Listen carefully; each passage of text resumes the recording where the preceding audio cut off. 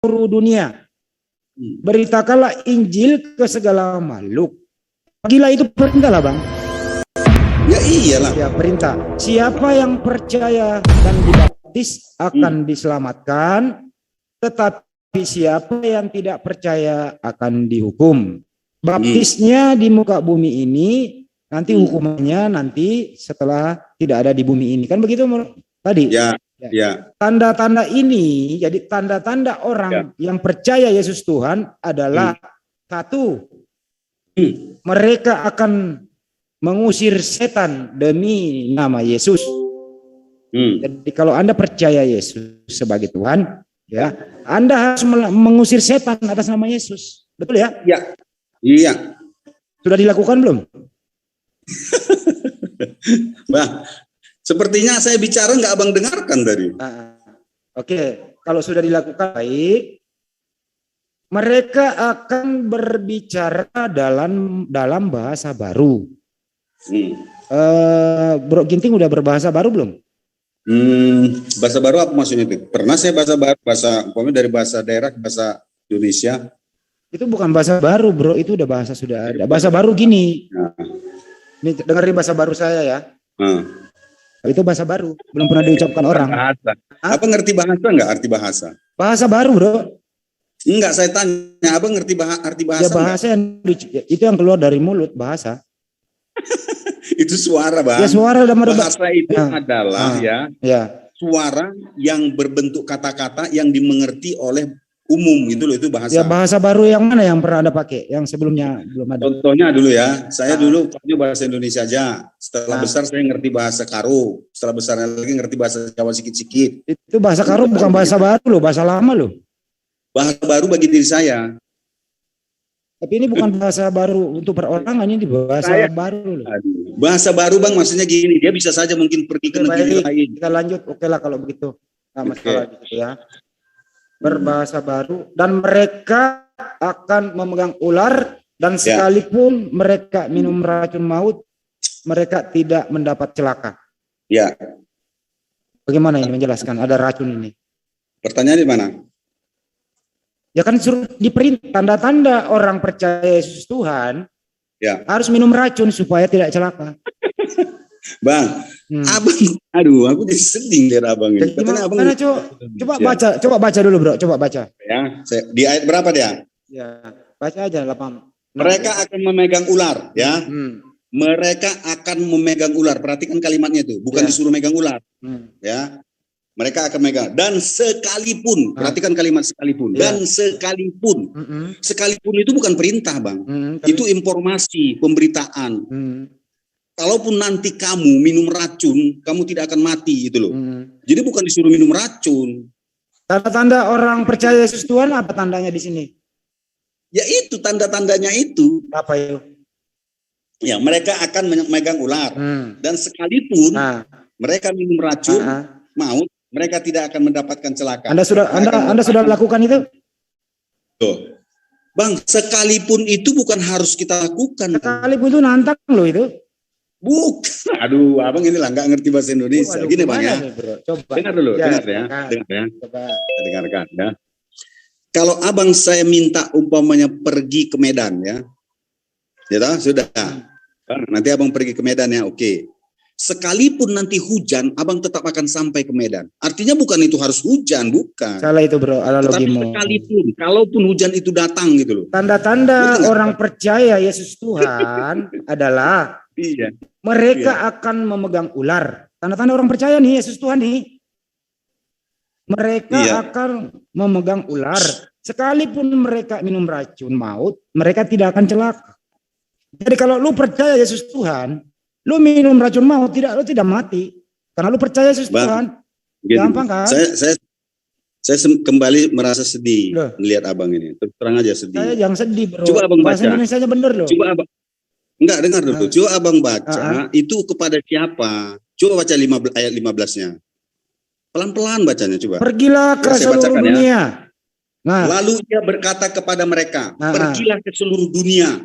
Ya, yang disuruh beritakanlah Injil kepada segala makhluk. Oke, titik dulu. Udah ya. Yang diperintahkan pergi ke seluruh dunia siapa? Ya siapa saja yang mau. Ya. Anda sudah? Saya tidak. Tidak, berarti Anda nggak ngikutin ayat ini? Bukan tidak ngikuti, kan semuanya ketika Tuhan memerintahkan itu kan bagi yang mampu dan yang mau. Ini ada, terus kemudian siapa yang percaya? Iya. Ya siapa yang percaya ketika ada orang dia pergi. Baca dulu siapa yang percaya akan dibaptis. Aduh, ini abang ini satu-satu belum ngerti ya. Saya 16 nya langsung. Nggak, biar saya baca dulu. Abang, aduh sedih kan saya. Iya, abang ini. Silakan. Ya.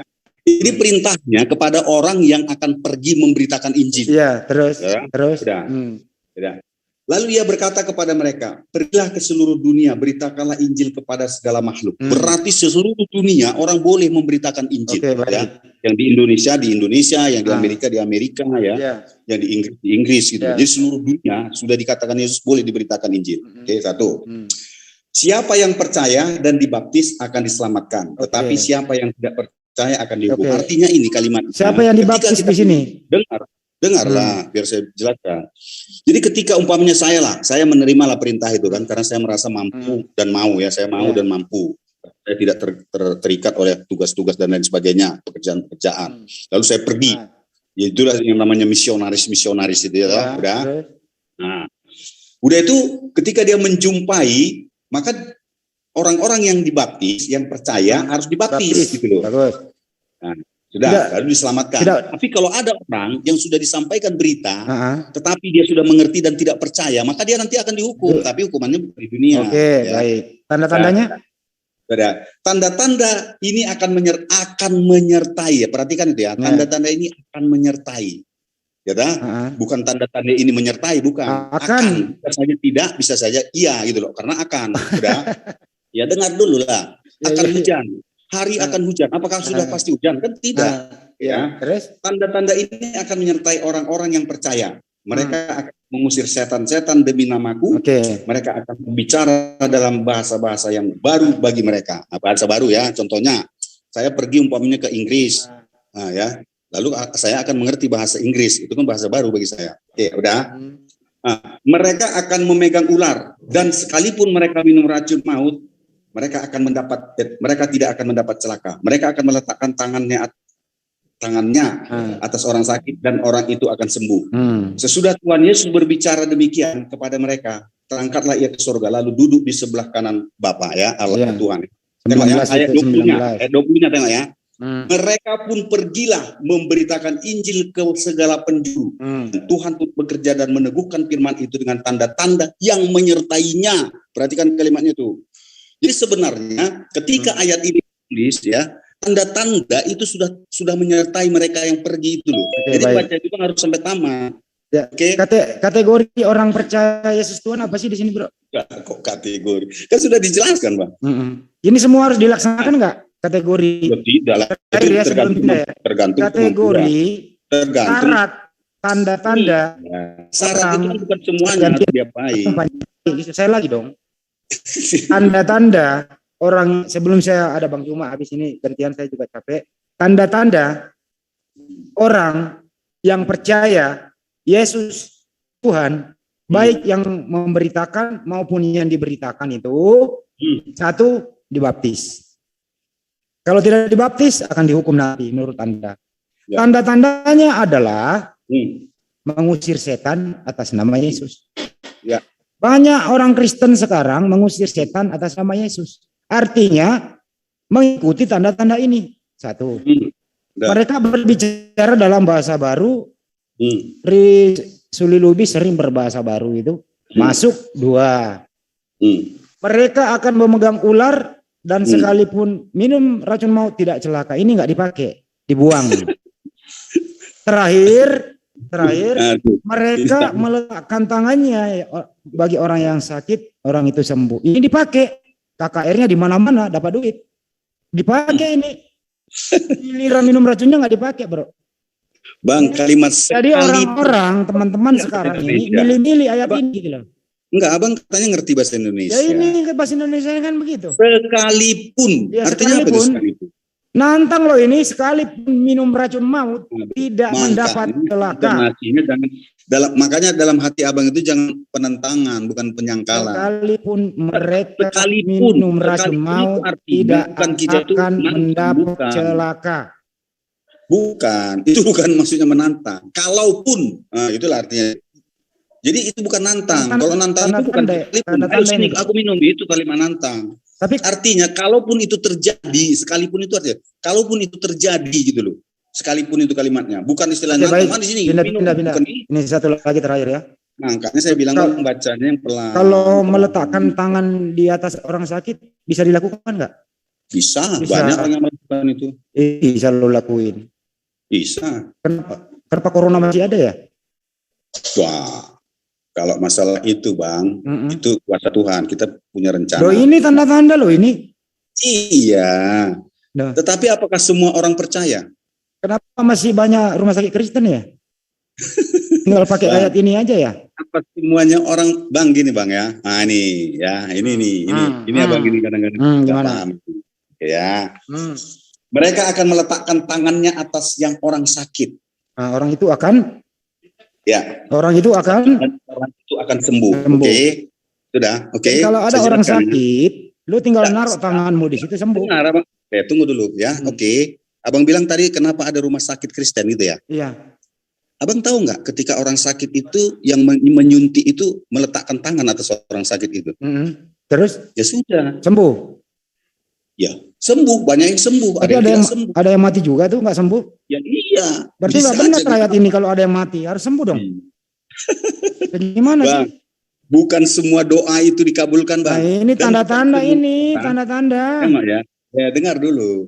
Bukan semua orang Bang pada saat melakukan sesuatu percaya. Jadi ini tanda-tanda loh, Bro. Makanya gini, Bang, saya jelaskan. Ya. Abang terlalu sempit cara enggak, ini tanda-tanda loh. Orang yang percaya itu gini bang, ini jelas ya, banyak ini pengertiannya ini. Satu, percaya kepada Yesus, ya itu satu. Ya. Ada juga orang yang percaya masuk dalam hal ini, ketika dia melakukan pekerjaannya itu yakin dulu bahwa itu akan berhasil, itu juga percaya. Ya kan? Tetapi banyak orang kadang-kadang dia mengerjakannya tidak dalam kepercayaan, dia asal-asalan aja, rutinitas, ya kan? Suntik, gitu loh. Baik. Oke bang. Ya. Oke. Saya mau minum dulu. Bang Juma ada Bang Juma? Bang Juma. Oke. Siap 86,4. Silakan dilanjut dulu Bang Juma. Ada 2 ayat itu tadi. Matius atau Markus lah, silakan dilanjut. Gini. Saya rasa itu sudah cukup jelas ya. Saya ulang-ulang pun nanti jawaban saya seperti itu. Iya. Silakan Bang Juma. Aku mau minum dulu haus. Yang lain dulu atau mungkin saya antas yang bertanya. Ya, enggak apa-apa. Silakan Bang Juma gantian dulu. Iya, jadi saya hanya ingin penegasan dari saudara saya ini. Dengan siapa saya berdialog ya? Ginting asumsi. Oke, Bang Ginting ya, Bang Ginting. Ya. Okay. Kalau kemudian Anda mengambil data di dalam Matius ataupun di dalam Markus tentang perintah untuk menginjili, ini tadi yang sedang saya bahas dengan teman Kristen juga di MMCI. Di Matius 28 itu kan ada perintah. Karena itu pergilah jadikanlah semua bangsa muridku. Ya. Nah, yang dimaksud bangsa muridnya Yesus di sini itu bangsa apa saja? Kan semua bangsa, Bang. Oh, bukan semua bangsa. Yesus di sini ini andai kan dikatakan begini, jadikanlah semua bangsa menjadi muridku atau jadikanlah semua bangsa di bumi menjadi muridku, itu baru bisa. Tapi yang dikatakan di sini adalah jadikanlah semua bangsa muridku. Bangsa murid Yesus pada masa itu bangsa mana saja? Jadi saya susah ini ya menjelaskan dengan bahasa Indonesia. Tapi bahasa aslinya itu Bang. Semua bangsa yang ada di dunia ini menjadi murid Yesus, jadi murid Yesus. Oke, itu harus sahabat saya menjawab seperti itu. Tapi bagaimana kemudian dengan pernyataan Yesus, pesan Yesus kepada ke-12 muridnya agar jangan menyimpang ke jalan bangsa lain? Saya lama jadi susah ini ya. Jadi Bang ya. Silakan. Saya rasa Abang tahu ya, perintah itu ada kadang-kadang ada tahapannya ya. Tahapan. Ya. Waktu ini belum haram, lalu kemudian diharamkan sedikit, lalu haram. Contohnya mungkin Ya di dalam Al-Qur'an ya. Jadi begitu juga Bang, perintah juga untuk memberitakan Injil itu juga ada tahapannya. Ya, waktu Yesus ada jangan kemana-mana, ya kan? Lalu setelah dia menyelesaikan masa tugasnya, ya baru disimpulkan perintahnya itu, perintah besarnya itu baru dinyatakan di situ. Begitu Bang. Ya, jadi ketika Yesus diterangkan begini di dalam Matius 10 nomor 5, ke-12 murid itu diutus. Nah, di sini apakah sudah termasuk Paulus? Oh, saya rasa belum ya. Oke. Nah, baik. Di dalam pengajaran Paulus kemudian di Galatia 2 nomor 7, Paulus mengaku begini. Tetapi sebaliknya setelah mereka melihat bahwa kepadaku telah dipercayakan pemberitaan Injil untuk orang-orang yang tidak bersunat. Sama seperti Petrus diperintahkan untuk memberitakan Injil untuk orang-orang yang bersunat. Ya. Berarti yang mengabarkan kemudian tentang Injil yang diberi tugas oleh Yesus kepada non-Yahudi itu adalah Paulus. Adalah Paulus. Enggak lah. Lah kan jelas gini loh Bang. Di dalam Galatia 2 nomor 7 itu Bang. Itu adalah surah Paulus, pernyataan Paulus. Setelah mereka melihat bahwa kepadaku telah dipercayakan memberitakan Injil untuk orang-orang tak bersunat. Ini siapa yang dimaksud ini Bang? Apanya? Ya, orang-orang tak bersunat ini siapa yang dimaksud oleh Paulus? Ya, kan banyak dulu orang-orang tidak bersunat. Selain Israel kan banyak yang belum bersunat. Di sekitarnya banyak yang tidak bersunat. Ya, berarti non-Yahudi kan? Ya. Nah, berarti Paulus memiliki tugas tersendiri untuk memberitakan Injil versi Paulus kepada non-Yahudi. Enggak, ini kan antara Paulus dan Petrus. Iya, betul. Ya sudah. Bukan kepada yang lain. Dia hanya menjelaskan tentang dia dan Petrus. Ini ada Petrus di dalam untuk Yahudi. Petrus untuk Yahudi. Ya. Paulus untuk non-Yahudi. Ya. Lalu yang lainnya gitu. Yang lainnya itu jelas ke-12 murid ini dimintai untuk jangan ke bangsa lain. Makanya Petrus itu khusus kepada orang bersunat. Aduh, susah ini baca ini. Karena Petrus Abang ini sudah tadi membaca di dalam 12 murid. Tetapi Abang sudah membaca tadi dalam Matius 28. Iya betul, nanti kita uji kebenaran ayat itu. Makanya aku bilang Petrus atau Kefas ini diberi tugas untuk menginjili Yahudi. Karena dia dipesan di dalam Matius 10 nomor 5, jangan kamu menyimpang ke jalan bangsa lain atau masuk ke dalam kota orang Samaria. Bang, Abang berbicaranya itu harus bedakan mana dia waktu saatnya di mana. Timeline itu harus jelas dong. Nah, jangan itu celaka nanti bolak-balik, yang depan ke belakang, yang ke belakang ke depan, dicampur aduk, akhirnya sendiri. Sekarang begini, mana duluan surah Matius atau Galatia? Saya nggak tahu itu. Belum. Sekarang ketika Yesus datang memerintahkan ke-12 murid Yesus untuk jangan menyimpang ke bangsa lain, apakah di situ ada Paulus? Anda katakan tidak ada. Berarti Paulus belakangan mendapatkan titah. Iya. Titah dari siapa? Kalau orang Kristen mengakui bahwa Paulus itu adalah rasulnya rasulnya Yesus, berarti titahnya dari Yesus. Bentar dulu. Ketika Paulus menerima informasi tentang itu, Yesus kan sudah meninggal, sudah mati. Ya, berarti Paulus ini terima titah dari mana? Apa yang diperkatakan Paulus ini di dalam Galatia ini adalah ketika dia berjumpa dengan Petrus dan para rasul-rasul yang lain. Lalu mereka di situ ada membuat sebuah perjanjian. Hanya perjanjiannya, memang saya tidak baca di mana dia bukunya. Tetapi itulah artinya. Ketika mereka berdiskusi dengan Petrus di Kisah Para Rasul, nggak saya salah ingat. Cuma lupa saya di mana. Ya, artinya begini Bang. Artinya Petrus dengan Paulus itu dalam misi penginjilan mereka berbeda. Iya, benar. Ya. Nah, kalau Paulus diperuntukkan untuk non-Yahudi, kalau Petrus diperuntukkan kepada bangsa-bangsa Yahudi. Ya. Kan gitu. Ya. Nah, sehingga yang menjadi masalah sekarang adalah ketika belakangan muncul pengajaran-pengajaran Paulus, Ini yang menjadi pertanyaan. Dari mana Paulus mendapatkan pemberitaan tentang surat-surat yang ada pada dirinya, termasuk kecaman Paulus akan ketetapan Tuhan kepada Bani Israel. Aduh, susah ini. Bagaimana Ya, kita Paulus menulis surat? Iya, dia yang tahu. Mengapa gitu. Surat itu dan tujuannya apa dan isinya bisa kita baca. Ya, karena dia tidak menceritakan aku menulis surat Galatia ini karena begini-begini loh, karena begini-begini, nggak ada diceritakan. Dia hanya menulis surat, lalu kita baca arahnya kemana, apa, isinya apa. Paulus mengatakan, Bang, kalau dia menulis surat itu berdasarkan atas keinginannya sendiri, bukan karena firman dari Tuhan. Bisa, tidak ada masalah. Itu pengakuannya. Berarti kalau diimani surat-surat Paulus, berarti mengimani sebuah perkataan yang ternyata bukan firman Tuhan, kan begitu. Ya, Abang, gini, Bang, ya. Abang pernah nggak mengimani perkataan ulama? Kalau perkataan ulama, jelas saya mengimani. Bahwa itu berdasar terhadap apa masalahnya kitab kalau suci saya Al-Quran. Abang pernah nggak mengimani perkataan Nabi Muhammad? Tapi kami tidak pernah mengimani perkataan ulama yang berasal menjadi ijtihad mereka itu sebagai firman Tuhan. Abang tahu nggak ijtihadnya atau enggak? Ya, ijtihad dia tidak jujur. Nah, ini masalahnya, Bang. Ada orang yang mengatakan dari firman Tuhan padahal tidak, dari isi hatinya. Ini yang lebih bahaya. Lebih bagus Paulus terus terang jujur. Ya, berarti abang sudah final ya mengakui bahwa pernyataan Paulus itu bukan firman Tuhan. Bukan. Cuma yang diwahyukan oleh Tuhan.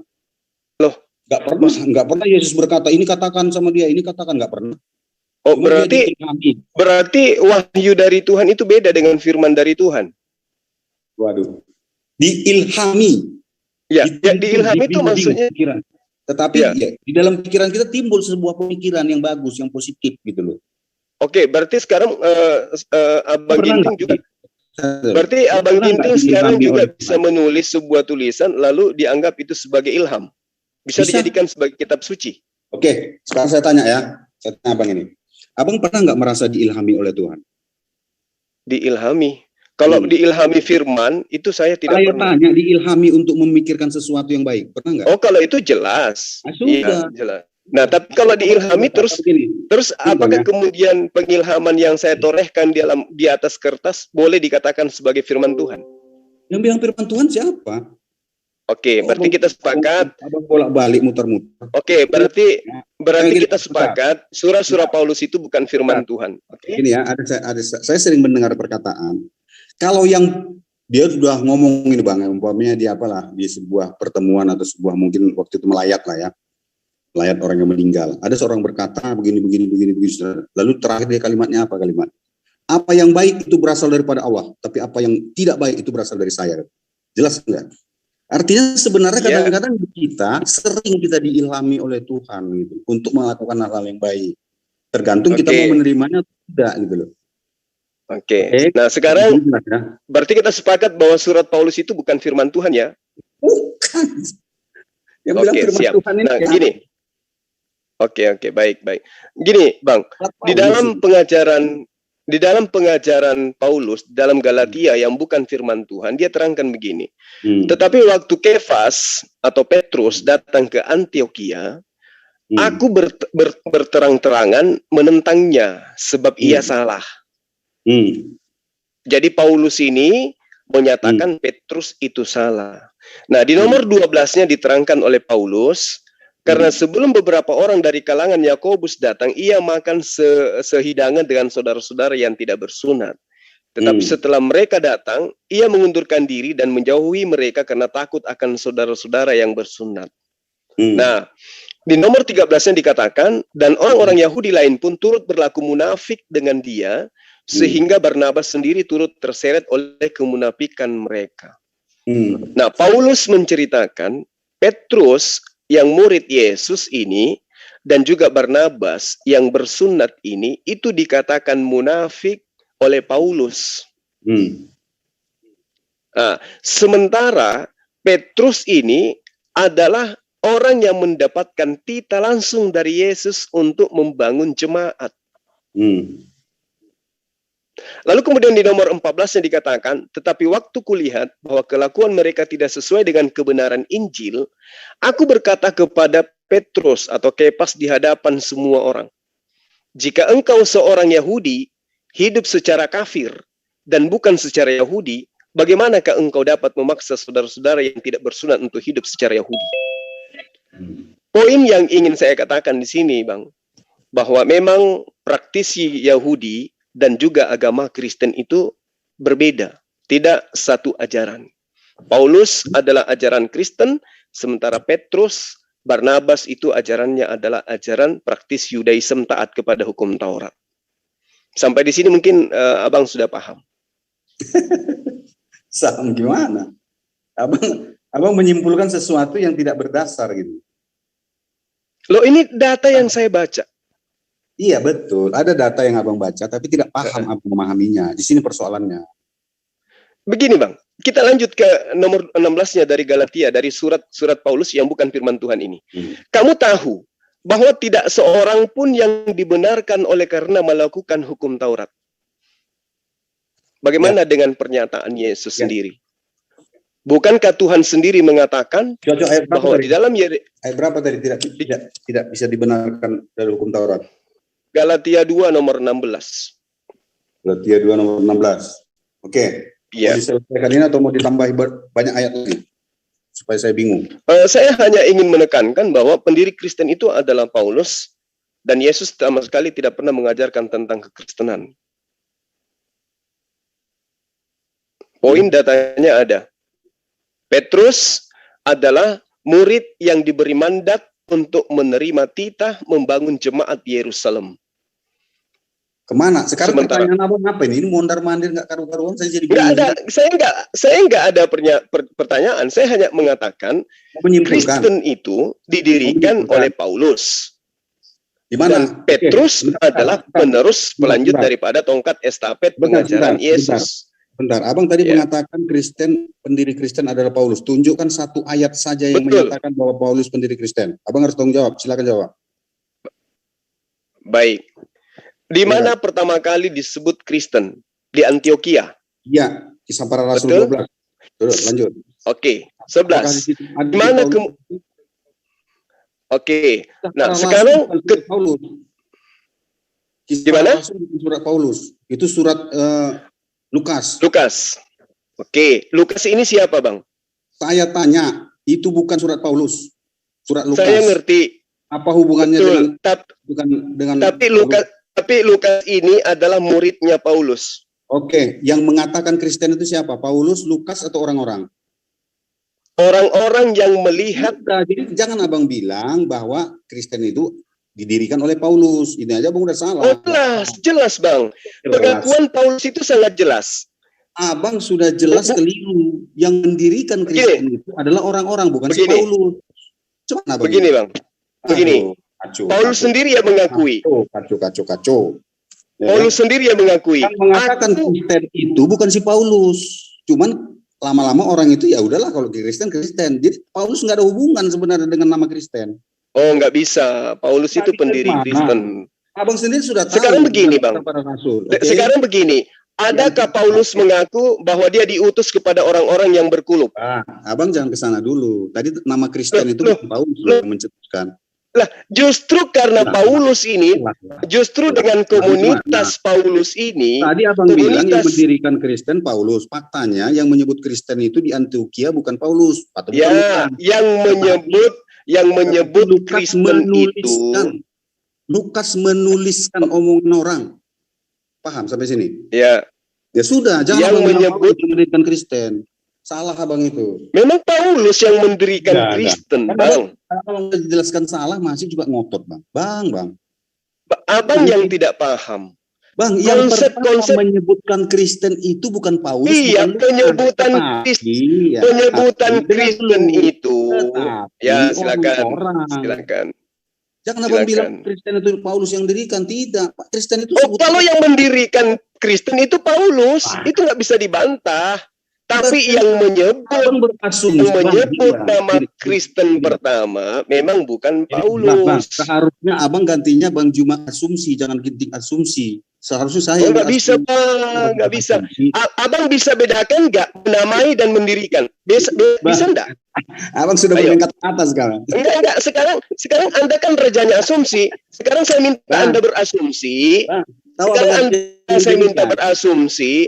Tolong katakan kepada saya, beda tidak antara yang memberi nama dengan yang mendirikan? Oke, dengar ya. Saya dengar ya. Orang yang mendirikan, yang disebut mendirikan, dia mendeklarasikan. Contoh ya, betul. Di Al-Quran, Islam agamamu, itu mendirikan namanya. Mendirikan agama Islam. Tapi Paulus tidak pernah mengatakan bahwa Kristenlah agamamu, tidak pernah. Ya, memang bukan Kristen agamamu, tapi dia diutus kepada orang-orang yang berkuluk yang mengatakan hukum Taurat itu adalah kutukan. Kok hukum Taurat? Tadi Kristen, abang lari. Gimana? Bukan. Abang mau dari bilang, abang tadi mondar-mandir nggak jelas. Apa yang mau abang tanyakan? Oke, nggak jelas. Saya nggak perlu bertanya. Saya hanya ingin menyadarkan. Dan alhamdulillah Anda sudah mengakui surah-surah Paulus itu bukan firman Tuhan. Harus jelaskan ini kekeliruan abang selama ini saya jelaskan. Ketika abang mengatakan bahwa Paulus mendirikan Kristen, ini benar-benar hoax. Siapa yang mengajarkan bahwa hukum Torah itu adalah kutukan? Paulus tidak pernah mengatakan bahwa agamamu adalah Kristen, tidak pernah.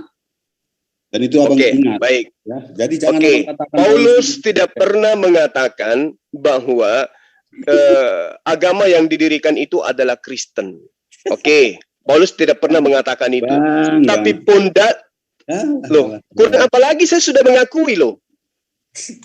Paulus tidak pernah menamai pengikutnya sebagai Kristen. Tapi pondasi-pondasi keyakinan, keimanan, konsep ketuhanannya yang dirikan adalah Paulus.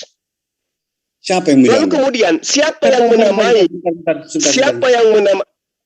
Sebentar dulu. Abang bilang yang mendirikan ketuhanan Yesus Paulus. Ini perlu saya luruskan. Betul. Sebelum Paulus mengenal Yesus adalah Tuhan. Dengar dulu ya. Sebelum Paulus mengenal Yesus adalah Tuhan, Yesus dihukum karena mengatakan dirinya adalah Tuhan. Abang baca enggak ayatnya? Enggak, salah itu. Salah. Abang baca di dalam Yohanes 10 ayat. Di mana Yesus mengatakan? Di mana Yesus mengatakan? Di mana kemudian orang-orang Yahudi, di mana orang Yahudi membawa ke Pilatus atau ke kekaisaran yang lain tentang perkara yang dialami oleh Yesus, di mana perkara itu adalah tuduhan karena Yesus menganggap dirinya adalah Hasem. Di mana itu? Coba terangkan ke saya, tunjukkan ke saya kalau ada. Coba abang baca itu Matius 10 ayat 33. Matius 10 ayat 33. Yohanes 10 ayat 33. Coba saya buka ya. Tunggu dulu. Kalau itu yang Anda tunjukkan, tunggu dulu. Coba Anda buka. Sekarang saya tanya kepada Anda punya kitab nggak? Punya. Buka sampai nomor 36. Apa yang Yesus katakan di situ? Ayat nomor 34, 35, 36. Coba. Ya, ini Bang, saya baca. Sebelum Anda saya baca harus ayat 36, dengar dulu. Sebelum saya baca ayat 36-nya, saya baca dulu ayat 33 ya. Oke. Ya, silakan. Lebih bagus lagi. Orang Yahudi dari ayat 10 lah, bila perlu ayat 30 lah dulu saya baca ya. Dari ayat 30 ya. Silakan. Aku dan Bapa adalah satu. Sekali lagi orang Yahudi mengambil batu untuk melempari Yesus. Kenapa? Kenapa dilempari ketika dia mengatakan aku dan Bapa adalah satu? Kata Yesus kepada mereka, banyak pekerjaan baik yang berasal daripada Bapakku yang kuperlihatkan kepadamu. Pekerjaan apa di antaranya kamu mau melempari aku? Ya. 33 ini. Jadi pekerjaan ya, poinnya ya, pekerjaan bukan karena dia menganggap dirinya Tuhan.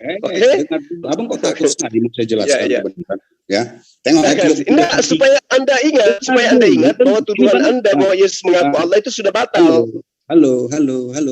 Yesus itu bukan Allah, Bang. Batal sudah ya. Ternyata Yesus melakukan pekerjaan sampai dia dilempar batu. Dengar dulu, silakan. Lanjut. Dengar dulu. Abang kok takut saya bacakan ayat 33-nya? Enggak dong. Ngapain takut? Kenapa takut ketika saya membacakan? Saya lebih paham kitab Anda daripada Anda, kawan. Buktinya saya hafal, Anda tidak.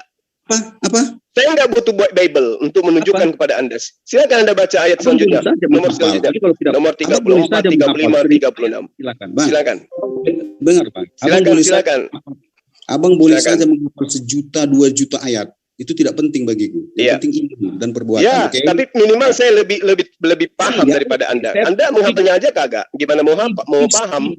Iblis lebih hafal Al-Quran dari abang. Jelas. Dari mana Anda bisa tahu? Ada dalilnya?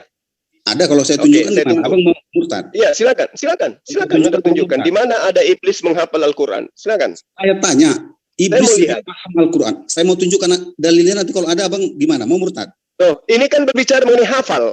Oke ya, ini ya. Ya, silakan. Oke, ya. Jawab orang-orang Yahudi itu, ya. Bukan karena suatu pekerjaan baik maka kami mau melempari engkau. Tengok ya, bukan pekerjaan yang dipertanyakan oleh Yahudi. Walaupun sudah ada pekerjaan. Oke, sudah. Ya. Melainkan karena engkau menghujat Tuhan dan karena engkau menghujat orang manusia saja menyamakan dirimu dengan dirimu. Tuhan. Ya, oke. Terus apa jawab Yesus? Ya sudah. Apa jawab Yesus? Jawab Yesus. Enggak, saya tunggu jawaban Yesus apa di nomor selanjutnya. Dengar dulu. Aku dan Bapa adalah satu. Enggak. Jawaban Yesus di data selanjutnya jangan Anda sembunyikan. Terus baca sampai ayat nomor 36. Kata Yesus kepada mereka, tidakkah ada tertulis dalam kitab Taurat kamu, aku telah berfirman, kamu adalah Tuhan. Sudah. Ini adalah nubuatan tentang Yesus yang disampaikan. Tunggu, jangan senang dulu. Baca nomor 35-nya. Ini adalah nubuat. Baca nomor 35. Kalau mereka ada itu cerita. Baca nomor 35-nya. Dengar dulu.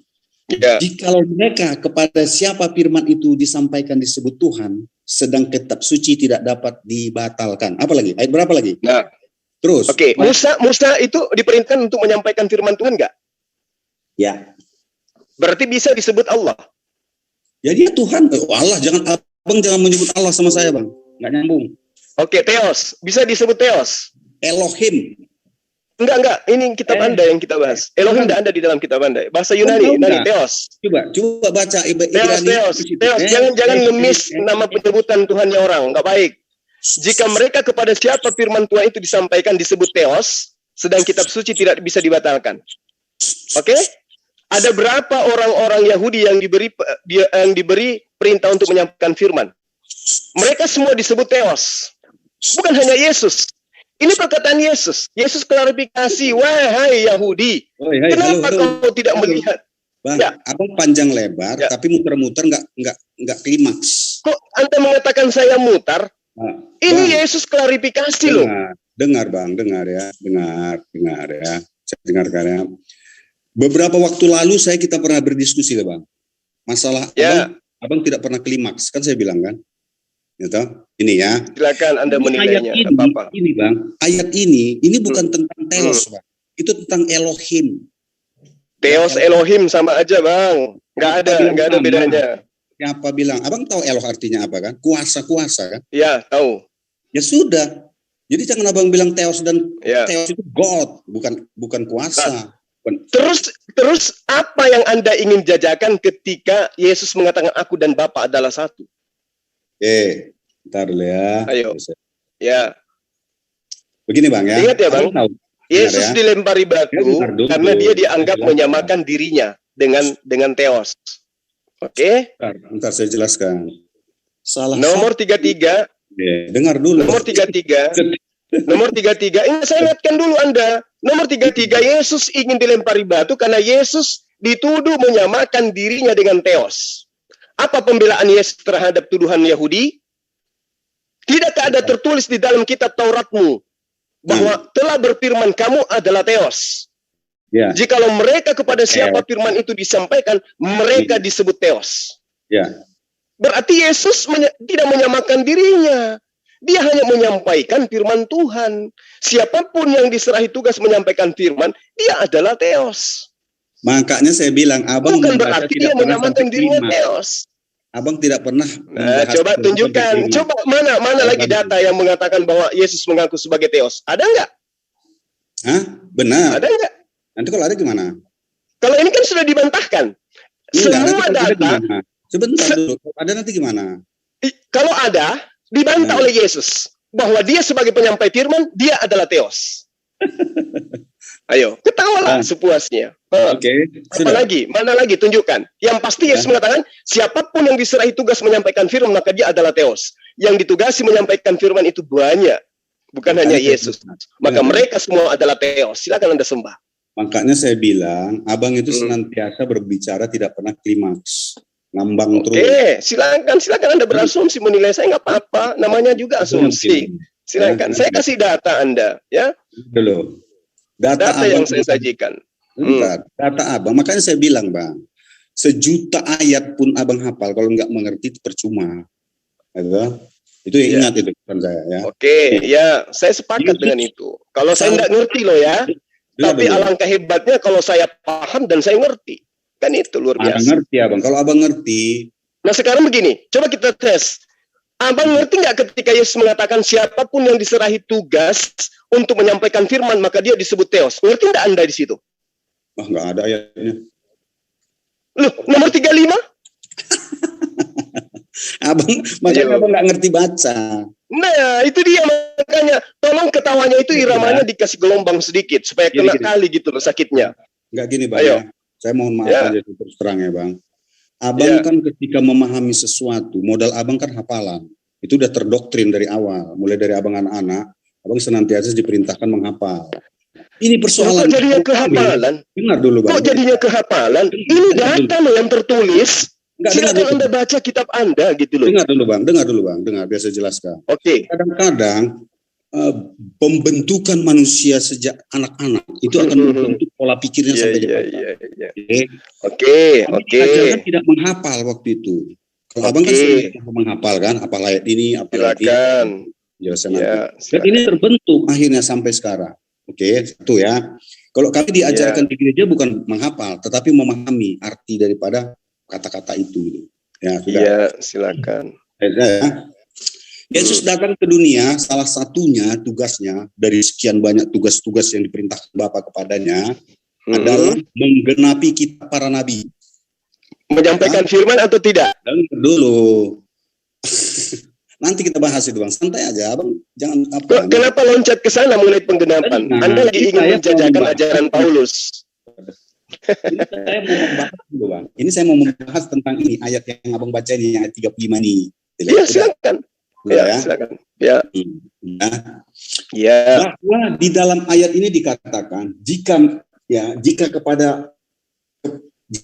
jikalau mereka kepada siapa firman itu disampaikan maka disebut Tuhan sedang kitab saya ya. Jadi artinya begini, sebelum Yesus menyatakan dirinya Tuhan, dia sudah dikatakan Tuhan oleh Tuhan sendiri, oleh Bapa.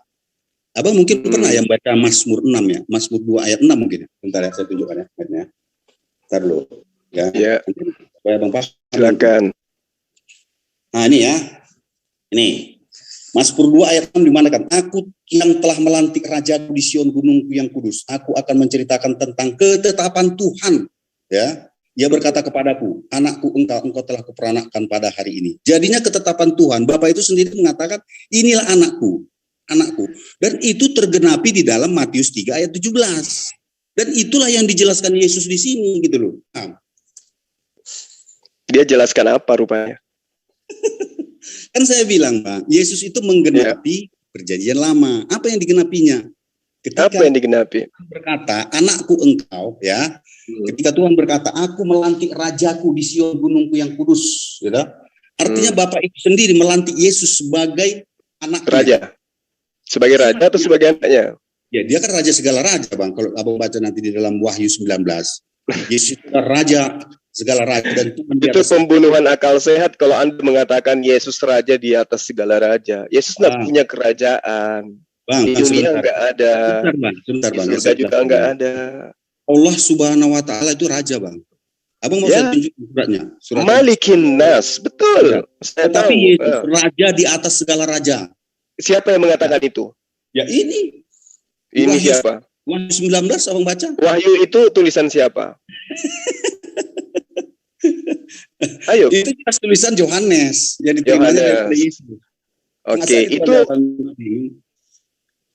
itu ketika Yesus menyampaikan kepada orang yang di Pulau Patmos, itu Yesus di mana? Yesus sudah berbentuk roh. Ya kan? Nah, yang datang setelah Yesus terangkat itu siapa, Bang? Maksudnya? Gimana? Yang datang setelah Yesus terangkat ke langit itu siapa menurut Yesus? Menurut Yesus? Ya. Maksudnya gimana? Ya, kan Yesus belum datang sekarang ini. Nanti di akhir zaman baru datang. Bang, kan Yesus sudah terangkat ke langit. Coba Bang kata dulu di apa itu? Di mana? Di Wahyu ya, Wahyu. Coba ini. Wahyu ya, saya baca ya ayat 1-nya ya. Silakan. Wahyu Yesus Kristus yang dikaruniakan Tuhan kepadanya, supaya ditunjukkannya kepada hamba-hambanya apa yang harus segera terjadi. Jadi surat Wahyu ini adalah segala sesuatu yang diwahyukan Yesus kepada Yohanes. Dituliskan Yohanes. Paham ya? Dan dia adalah raja. Itu kapan ketemunya? Nah, itu saya nggak tahu, Bang. Nantilah saya waktu udah nanti saya tanya Yohanes kapan itu dituliskannya. Ya, masalahnya kata Yesus, setelah aku pergi, dia tidak akan datang kalau aku tidak pergi. Itu siapa ya? Itu Roh Kudus, Bang. Kan roh itu kan. Berarti roh bukan Kudus. Yesus kan yang datang kepada berarti bukan Yesus kan yang datang kepada penulis di Pulau Patmos? Bang, begini Bang ya. Kan sudah saya jelaskan ya. Bapa, rohnya dan logosnya adalah Esa, satu kesatuan. Ya tak? Sudah. Iya. Sebenarnya kalau kita paham bahwa Tuhan Maha Besar, ya tak? Tuhan melingkupi segala ciptaannya, ya tak? Kita harus yakin di mana ada Bapa, di situ pasti ada Yesus dan di situ ada Roh Kudus, gitu. Di mana ada Yesus, ada Bapa. Ilmu dari mana itu? Karena dia maha hadir. Paham nggak, Bang? Oke. Contohnya begini, Bang ya. Allah itu maha hadir. Yesus gimana? Yesus maha hadir, Bang. Betul, yakin Anda Yesus maha hadir? Pernah nggak baca apa? Baca Matius 18 ayat 20. Coba. Kenapa rupanya? Coba, salah. Abang baca. Yesus maha hadir. Yesus nggak pernah ke Indonesia. Silakan. Abang bilang, abang apa? Abang hafal semua Alkitab. Ya silakan aja. Saya lagi di kantor, tapi nggak apa-apa. Saya tidak semua hafal data-data yang ada di Langgata. Makanya begitu, Bang. Jangan bilang lebih hafal dari saya. Diterangkan di situ. Sebab di mana ada 2 atau 3 orang berkumpul dalam namaku, situ aku ada di tengah-tengah mereka. Nah, itu dong. Betul. Itu maha hadir. Terus apa masalahnya? Itu maha hadir artinya enggak? Ini bercerita tentang Saya tanya, apa? itu artinya maha hadir enggak? Enggak dong. Mana maha hadirnya Yesus? Jadi kalau ada namanya, Bang, 10 orang yang berkumpul 10 tempat ya, 10 tempat orang berkumpul dalam namanya dan dia hadir di dalam ke-10 tempat itu yang bersamaan. Itu namanya maha hadir enggak? Iya. Nah, sudah. Gimana? Enggak. Maha hadir. Yesus Anda katakan maha hadir. Kan gitu ya. Sementara di situ di data Matius 18 nomor 20 itu Anda tidak menyikapi dengan sempurna. Ya. Ini berbicara mengenai apa yang kemudian Yesus nasihatkan kepada saudara-saudaranya pada masa itu berkaitan dengan adanya perumpamaan tentang domba yang hilang. Ini perumpamaan. Sekarang bukan kenyataan. Ini perumpamaan. Gimana sebenarnya bahasa Bang ini?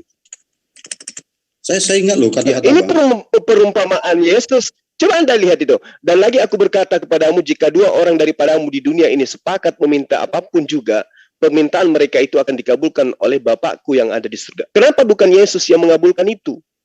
Kenapa harus Bapak? Wah. Ayo Bang. Yang apa ya? Tadi sebentar saya ada kegiatan tadi, lupa tadi. Apa yang ayat berapa tadi? Ya di dalam Matius 18 itulah. Matius 18 apa katanya? Cari ya, baca. Ya itu tadi aku bilang. Ya, siapapun yang meminta itu akan dikabulkan permintaannya oleh Bapakku yang ada di surga. Ya. Katanya maha hadir. Kenapa harus Bapak yang di surga? Kenapa enggak Yesus yang ke surga untuk mengabulkan permintaan orang-orang itu? Kan Bapak dan Yesus satu. Kenapa harus? Satu gimana? Bang, inilah kelemahan Kristen ketika mereka itu tidak berdaya. Abang, gini Bang ya. Sekarang begini, kalau Anda mengatakan Yesus dan Bapa adalah satu, ya, saya tanya kepada sahabat saya ini, kalau Yesus dan Bapa itu adalah satu, apakah Anda ingin mengatakan bahwa Tuhan pencipta langit dan bumi itu pernah mati? Apa yang Anda katakan kemudian? Yang mati adalah manusianya. Berarti dia tidak satu dengan Bapa. Bang, saya sangat sedih ini lihat abang ini makin. Iya, saya juga sedih, malah saya lagi nangis ini. Kasihan kali sama Anda ini mengatakan Yesus satu dengan Bapa, padahal datanya sudah sangat jelas. Siapapun yang diserahi tugas menyampaikan firman, maka dia adalah Theos. Udah malah 2 ember air mata ini. Iya, kan sedih kali saya. Anda tanya. mengatakan Yesus menyamakan dirinya, tapi Yesus sendiri menerangkan, oh jangan samakan aku dengan Tuhan. Saya hanya kebetulan diutus untuk menyampaikan firman, maka saya disebut Tuhan. Makanya saya bilang Bang, nama abang suara cuma asumsi, jangan saya ginting asumsi. Loh, kok cuma asumsi? Justru begini loh. Sekarang begini, yang mengatakan Yesus dan Bapa adalah satu dan mengartikan Yesus yang adalah manusia itu sebagai Bapa itu sendiri siapa? Anda kan? Di mana? Abang nggak ngerti berbicara. Entah yang mana dicakapkan, saya nggak ngerti. Iya, makanya aku bilang asumsi Anda itu tidak masuk ke dalam logika Anda sendiri. Makanya Anda bingung. Gini Bang. Gini, aduh gimana ya? Abang itu senantiasa berasumsi, padahal abang bukan cuma asumsi gitu loh. Loh gimana ceritanya Bang? Di dalam Matius 10 itu diterangkan begini oleh Yesus sendiri loh. Oleh Yesus sendiri, sekali lagi saya katakan. Oleh Yesus sendiri. Dia terangkan begini, di Yohanes 10 maksud saya. Jikalau aku tidak melakukan pekerjaan-pekerjaan Bapakku, janganlah percaya kepadaku. Ya. Siapa yang dipercaya, siapa yang tidak dipercaya di sini? Yesus kan? Gimana? Nggak ngerti aku. Apa yang abang kalimatkan, apa yang abang tanya nggak nyambung gitu loh. Oke, saya tambah lagi satu data supaya Anda bisa ngerti gitu. Tetapi jikalau aku, Yesus mengaku Bang, Yesus mengaku, jikalau aku melakukan, abang itu kadang-kadang apa yang abang bicarakan, apa abang yang tanyakan nggak nyambung. Anda yang tidak paham. Karena Anda tidak menguasai ajaran Yesus. Yang Anda kuasai itu ajaran Paulus. Nah. Loh. Gimana sih begini? Contoh saya kasih Yohanes 10 nomor 38. Dengarkan. Lagi. Loh, kan Anda pengikut Paulus, bukan pengikut Yesus. Nah. Aduh kacau Bang. Gini Bang ya. Sekarang saya tanya kepada Abang. Sudah Bang ya, saya jelaskan gini. Kok Abang sangat takut sekali ketika saya akui saya pengikut Kristus? Justru Abang itu yang ketika saya ungkap bahwa Anda itu pengikut Paulus, bukan pengikut Yesus. Anda yang ketakutan. Saya nggak ada masalah. Dengar Bang ya. Ya silakan. Saya kalau dibilang pengikut Paulus sudah saya katakan saya Kristen. Abang tahu nggak arti Kristen? Lah, memang Anda Kristen. Anda pengikut Paulus. Sudah, abang tahu nggak Kristen? Artinya apa? Abang takut terhadap Yesus, ajarannya yang saya terima gitu loh. Sehingga abang coba-coba menyelewengkan. Enggak, sama sekali enggak. Dengar, satu orang yang diutus oleh Yesus sebagai pimpin jemaat setelah dia adalah Petrus. Dan Petrus tidak diutus untuk orang-orang non-Yahudi. Dari mana Anda mendapat ajaran Kristen? Ayo. Begini, Bang. Ya, dengar ya. Sementara Petrus dilarang ke non-Yahudi. Begini Bang, kita cara diskusi. Poinnya di situ. Dengar dulu, Abang. Dengar ya Bang ya. Saya kalau berdiskusi saya tanya dulu imanmu apa, supaya saya bertanya sesuai dengan imanmu. Bukan saya paksakan, loh kamu ini harus ini loh, kamu agamamu harus ini loh. Bukan begitu Bang saya diskusi. Kalau begitu saya takut gitu loh. Makanya saya tanya, iman Anda sebenarnya apa? Yang Anda yakini apa? Begitu Bang kalau saya diskusi. Bukan saya paksa dia harus tidak seperti itu. Terlihat di abang tidak pernah menanya saya ini agama saya, keyakinan apa, saya apa. Lalu abang mengatakan pengikut Paulus. Itu maksudnya apa? Malah kan sudah jelas tadi Anda mengimani Yesus ketika Yesus mengatakan aku dan Bapa satu, menganggap Bapa itu adalah Yesus itu sendiri. Berarti Anda pengikut Paulus. Itu lagi kesalahan abang. Sementara Paulus itu tidak pernah, Yesus tidak pernah mengajarkan itu. Yesus malah mengatakan, bukankah di dalam kitab Tauratmu dituliskan siapapun diserahi tugas untuk menyampaikan firman maka dia adalah Tuhan. Mana kalimatnya? Loh, astagfirullahaladzim. Yohanes 10 nomor 35 yang tadi itu loh Bang. Oke, saya baca ya, supaya nanti abang tahu. Silakan. Abang tidak ngerti membaca. Ya. Abangku inilah. Aduh. Dengar ya. Silakan. Ya. Coba ini 10:35 ya saya baca ya. Kata Yesus kepada mereka, tidakkah ada tertulis dalam kitab Taurat kamu, aku telah berfirman kamu adalah Tuhan. Ya, satu. Itu dari Mazmur ya. Udah. Jikalau mereka kepada siapa firman itu disampaikan disebut Tuhan, sebab kitab suci tidak dapat dibatalkan. Mana yang abang bilang menyampaikan firman adalah Theos? Di mana? Lah, ini kan dalilnya sudah sangat nyata itu loh, Bang. Siapa yang menyampaikan firman disebut Theos? Mana? Ini yang disebut Allah ini apa ini? Allah ini apa, Bang? Allah ini apa ini Allah? Allah ini apa, Bang? Allah ini apa? Ya, Allah ini apa? Taruh, itu terjemahan salah itu. Harusnya apa di situ, Bang? Harusnya ilah kalau nggak salah saya. Ya, kalau ilah itu di dalam bahasa Yunaninya apa? Ilah itu dalam bahasa Yunaninya itu bisa kurios. Itu Tuhan. Iya, bisa juga arti Tuhan, sama seperti Rab. Rab kan bisa juga Tuhan, bisa juga Tuhan. Terus kenapa nggak mau menggunakan Theos? Apa rupanya? Ya nggak tahu saya, orang bukan saya penulis kitab sucinya, bukan Alkitab. Ya udahlah kalau gitu kita ketawa sama-sama aja, Bang. Ya iyalah. Ya udah kita paksakan. Oke. Ya gini Bang ya, saya sudah menjelaskan panjang lebar ya tentang iman saya gitu ya. Ya, silakan. Lainnya silakan. Itu Oke, saya hargai Bang, silakan. Main saja kita. Apapun yang abang tanggap terhadap kitab suci saya, itu abang secara pribadi, dan kami tidak akan menuntut abang penistaan agama, tidak. Percayalah. Karena itu karena saya menjelaskan data yang ada. Saya tidak berasumsi liar. Menyeleweng, menyimpang, tidak akan kami. Enggak ada yang saya tidak menyimpang apapun terhadap apa yang ada dalam kitab Anda. Tapi saya bisa menjelaskan. Tapi kan itu kami tidak perlu. Ya kan? Silakan Anda jelaskan. Iya, kan saya jelaskan. Dan kami tidak akan mau gitu menuntut penistaan agama lalu di penjara. Enggak usah lah. Memalukan kalau menurut saya seperti itu. Oke, Bang. Jadi penista itu dibiarkan aja gitu. Penista dibiarkan aja menista. Bagi kami enggak masalah. Biarkan saja kitab suci itu nanti menjawab segala sesuatunya. Ya kan? Cuman kami hanya sekedar menjelaskan, begini loh maksudnya. Tapi kalau dia juga begitu ya enggak ada masalah. Gitu? Begitu loh Bang kalau kami. Tapi itu ya ini intermezzonya aja ya kan. Penjelasannya aja. Jadi abang enggak usah ragu-ragu mempertanyakan kitab suci saya sampai abang mau berabrik, dan saya akan tetap menjelaskan gitu loh maksudnya Bang. Iya, jadi poin yang tadi itu gimana? Bahwa siapapun yang diserahi tugas menyampaikan firman maka dia disebut ilah, disebut Allah, disebut apapun itu. Nah, karena nggak ada situ tertulis. Cuman ada tertulis begini. Kan Yesus dituduh nih menyamakan dirinya dengan Allah. Iya. Padahal itu terus Yesus klarifikasi. Bang, abang jangan bilang Allah, nanti kita nggak nyambung Bang. Nanti saya salah lagi nanti ngucapin. Jadi harus bilang apa? Karena tulisannya di sini adalah Allah. Bukan Allah itu Bang, beda Bang. Abang tahu jadi apa Dan? Nah, sekarang gini Bang ya, saya sampaikan. Abang tahu nggak bahwa Kristen itu kafir menurut Islam? Oh iya betul, memang kafir. Ya percaya kan? Kan abang sendiri mengatakan bahwa di Al-Quran yang Kristen itu istilahnya kafir bukan Nasrani. Pernah Abang ingat? Iya betul. Ya. Tahukah Abang kafir itu adalah penyembah yang bukan Allah? Iya betul, karena itulah kemudian saya orang paling keras membantah lembaga kitab Anda menuliskan kata Allah di dalamnya.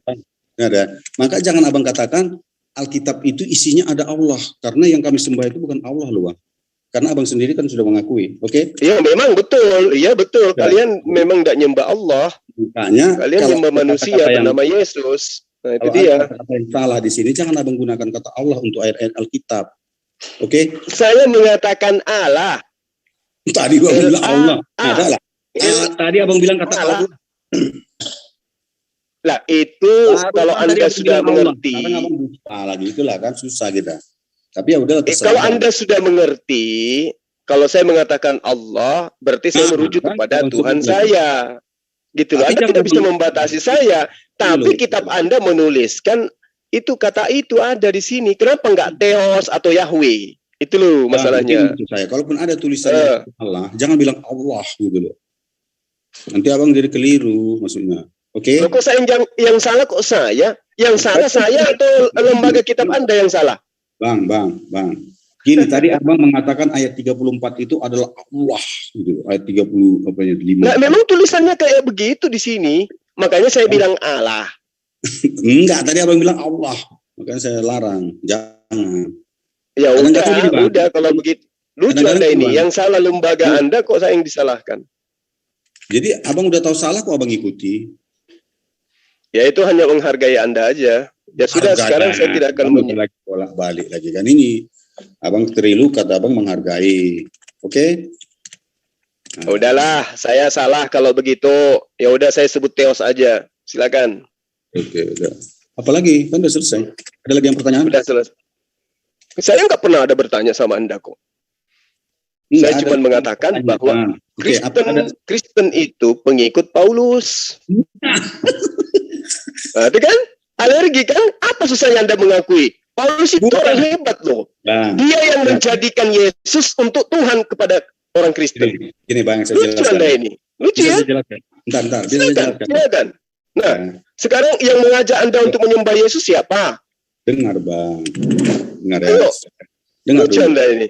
Ya dengar dulu Bang. Dengar ya. Saya kalau dibilang pengikut Rasulullah Muhammad SAW senang kali. Kalau perlu saya puasa. Lah Anda, Rasul Anda dibilang pengikut Paulus, Anda alergi. Lucu ini. Ada apa sih dengan kamu Paulus kok dibenci sama pengikutmu? Bang, saya dengarkan ya. Saya silakan, abangku yang ganteng, silakan. Saya bukan pengikut Paulus, bukan pengikut Petrus, bukan pengikut Yohanes, bukan pengikut Matius, bukan pengikut para nabi. Saya adalah pengikut Tuhan. Itulah yang kami sebut namanya Yesus Kristus. Oh, salah juga itu.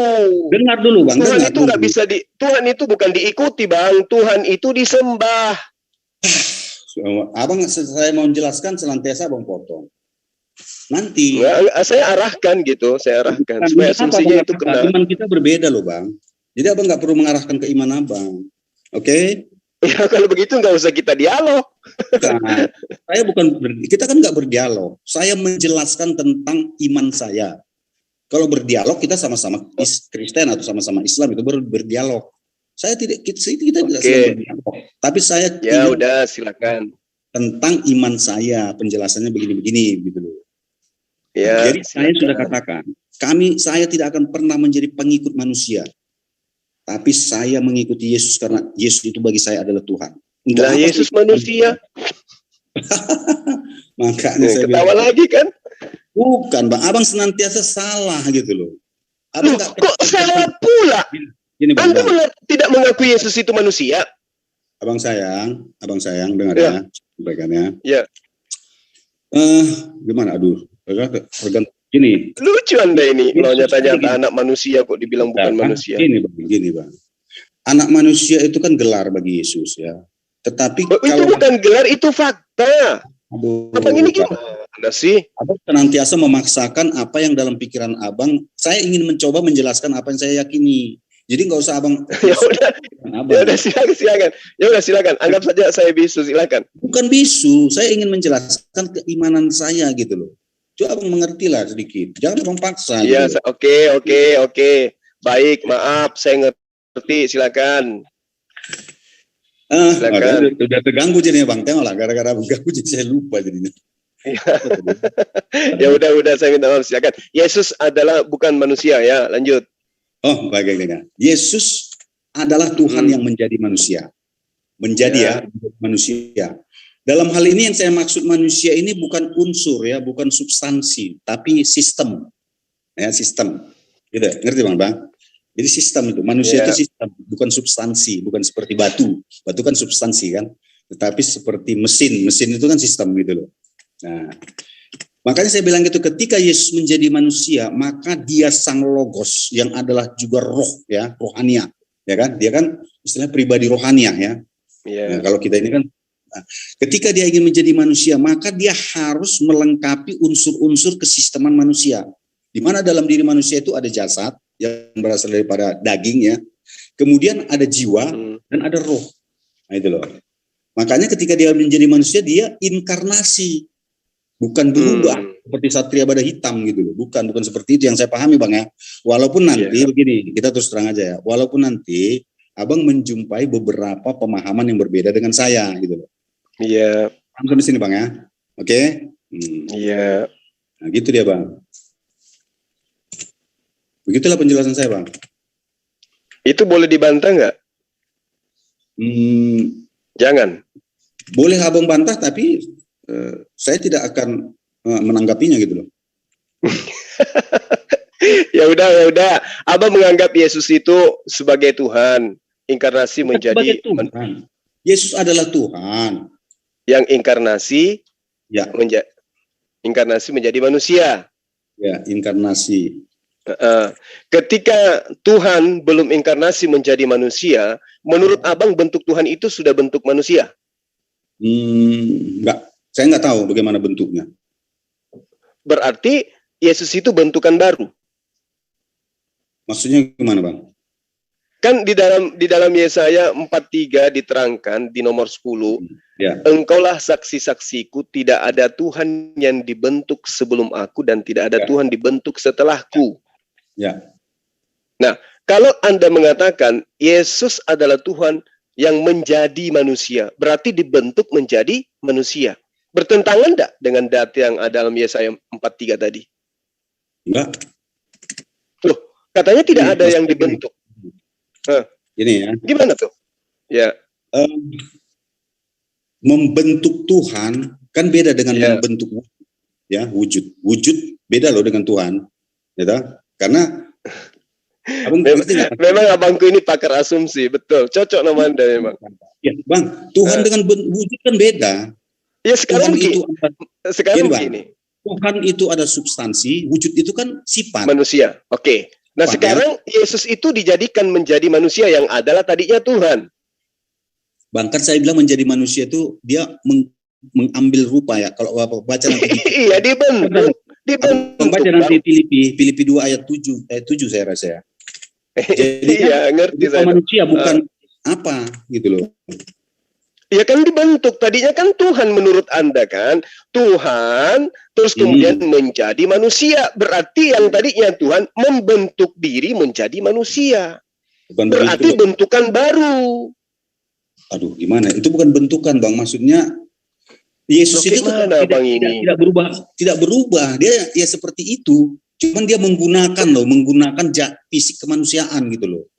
Berarti Tuhan membentuk diri dalam rupa manusia. Aduh, gimana Abang ini? Bukan membentuk rupa. Terus gimana ceritanya?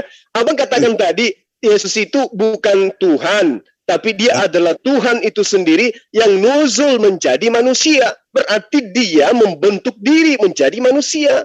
Abang ini gimana toh? Sebentar dulu, bisa 5 menit doang. Saya mau ke kamar mandi dulu. Bisa ya, bentar ya. Oke, silakan Bang. Dari tadi mau saya tahan ini. Ya, silakan Bang. Harus jaga kesehatan Bang. Jangan sampai gara-gara dialog kita sakit. Kencing Bang Ginting. Aduh. Lagi kebelat. Ayo Bang Andi, lanjut Bang Andi.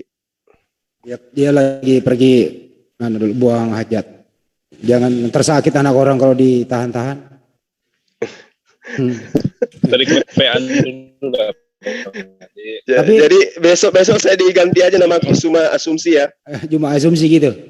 Iya. Tapi aku salut sama Ginting, artinya masih bisa diskusi dengan baik. Itu aja sih. Iya. Orangnya ini insya Allah kalau dia tetap seperti ini bisa kena hidayah dia. Yang penting arahnya bagus.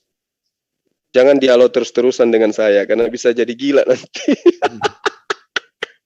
Tapi kan persoalannya udah banyak yang gila gara-gara dialog sama saya loh. Iya kan, persoalannya kan memang kita akui itu ya, bahwa di perjanjian baru itu bagaimana surat Paulus yang memenuhi di sana kan.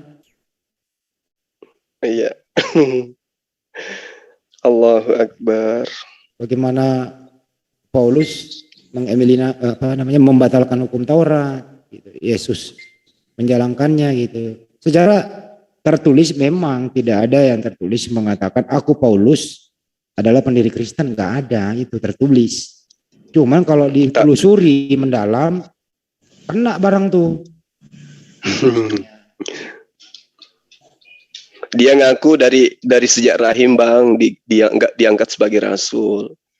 Nggak bisa dipungkiri itu. Paulus. Iya. Jadi Paulus waktu menganiaya, memberontak, murid-murid itu udah rasul di situ. Udah rasul. Jadi rasul pemberontak dong. Iya. Ya nggak mungkin lah rasul memberontak, menganiaya murid Yesus gitu kan. Itu dia. Tapi kan dalilnya ada, Bang. Di Galatia 1 itu ada diterangkan bahwa dia adalah rasul terpilih dari sejak dalam rahim ibunya. Galatia 1 nomor 15 nomor 6. Iya. Oke lah kalau kita ikutin itu ya. Nah, bagaimana kelakuannya? Bang Handi, selisih umur Yesus dengan Paulus berapa? Kalau itu kurang paham saya. Selisih 2 tahun kurang lebih, tahun. Bang. Iya. Hidup sejaman kan? Gitu sih. Iya. Layaknya Musa dengan Harun, harusnya mereka berdampingan. Ini malah kagak, padahal dia diutus oleh Yesus dan dia dipilih jadi rasul dari sejak rahim ibu. Enggak pernah jumpa mereka. Ibarat kata Bang Juma kan beda 2 tahun dengan saya kan gitu ya. Saya lebih muda dikit. Iya Bang, betul Bang. Aduh. Tapi persoalannya Bang Juma mengabarkan kebaikan, saya datang untuk menghalanginya, bahkan saya mencederai gitu loh pengikut-pengikut itu. Iya, itu dia. Habis itu nanti setelah saya diangkat oleh Tuhan ke langit, abang bilang saya ngutus abang. Ya itu. Lucu abang ini, penipu abang ini ya. Ya memang begitulah yang tertulis, mau dia apa. Allahu Akbar. Coba buka Yohanes 6 ayat 15. Apa itu Bang? Saya bisa tekstin di sini. Ini pujangga. Iya sih. Yohanes berapa Bang? 16 ayat 15. Apa mau dicari di sana Bang? Yohanes 15 ya? Ya, segala sesuatu. Oh, 16. Segala sesuatu yang Bapak punya adalah aku punya. Sebab itu aku berkata, ia akan memberitakan kepadamu apa yang diterima daripadaku. Maksudnya apa Bang? Kol asyir abi lihu alken amati ki misli berkah yagit leken. Bahasa artinya? Artinya semua kol asyir. Semua ada pada abi, bapakku, juga ada padaku. Yakin? Ya itu artinya. Oke, baik. Tapi kenapa Yesus nggak tahu hari kiamat dia tidak bisa berbuat apa-apa dari dirinya sendiri? Jadi itu konsep Yohanan, konsep Yohanan. Jadi jawab dulu, kalau memang Yesus semua yang punya Bapa punya dia, kenapa Yesus tidak bisa berbuat apa-apa dari dirinya sendiri? Ya, dia hanya mau tekankan Bapa, kan dia mau. Iya, kok gua ikutin sementara pendapat lu ini Yohanes 16:15. Kalau memang Yesus semua memiliki yang punya Bapa, kenapa dia tidak bisa berbuat apa-apa dari dirinya sendiri? Iya, enggak ada masalah. Jadi gini. Bermasalah ini. Begini, konsep kan ya, lu jawab dulu kenapa Yesus nggak bisa berbuat apa-apa dari dirinya sendiri sedangkan dia sama dengan Bapa yang dimilikinya. Kenapa dia? Begini, perhatikan begini apa? Saya berikan penjelasan konsepnya. Jadi kalau konsep saya mau ajarin konsep Yahudi ya. Tapi ini nggak usah, ini langsung aja ayat yang Anda bawa pindah ke ayat lain. Ini aja dulu, kelarin dulu ini.